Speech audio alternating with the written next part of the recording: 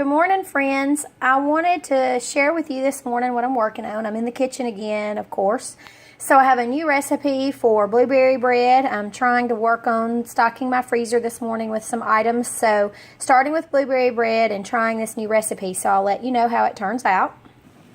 I also have a pot of pinto beans cooking. I remembered to soak them last night, and there are some country ham pieces in there, and so I'm going to turn these down to simmer and let these go probably an hour and a half. I'll keep checking them to see if they need water added to them, and if they do, I'll do that. We like ours a little bit on the soupy side so that we can serve over cornbread. So those are working. This will go with another meal this week. And then I'm scrambling some eggs right here because we're getting ready, and these are just about done. I'm getting ready to make some breakfast burritos, and I'll show you that in just a second. I've got my breakfast burrito station set up. As you can see, here are my scrambled eggs. I just took them off. They're still steaming. I'm going to add some sharp cheddar cheese that I shredded myself, and then I have some cooked and crumbled bacon back here. So sometimes I put potatoes in the breakfast burritos, but I'm not doing that this time. I'm just doing the egg, the bacon, and the cheese. And then I have my tortillas here ready to go, so I'll show you what that looks like.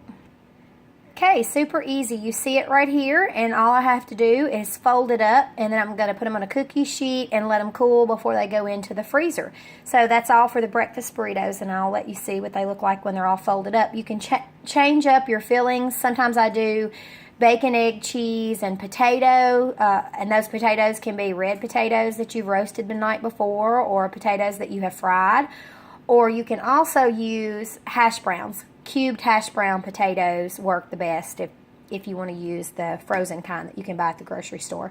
But today it's just super simple and easy. It's just cooked crumbled bacon, eggs, and sharp cheddar cheese. And let me get those rolled up.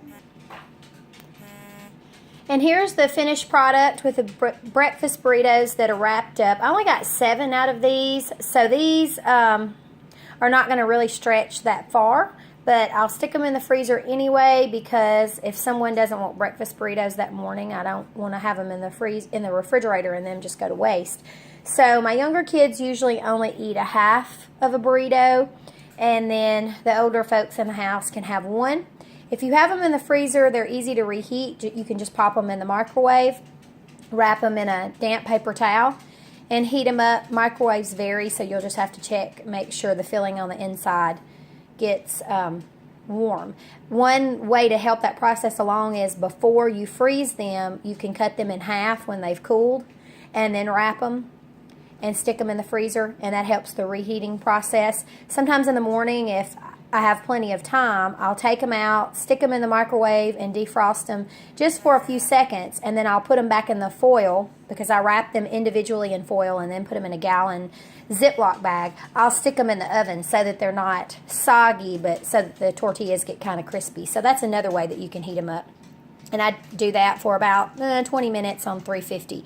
But you can just check and make sure that it's warm enough to your liking. So some of these may or may not go into the freezer, but that's okay, because if they don't get frozen, they can be eaten for breakfast this week.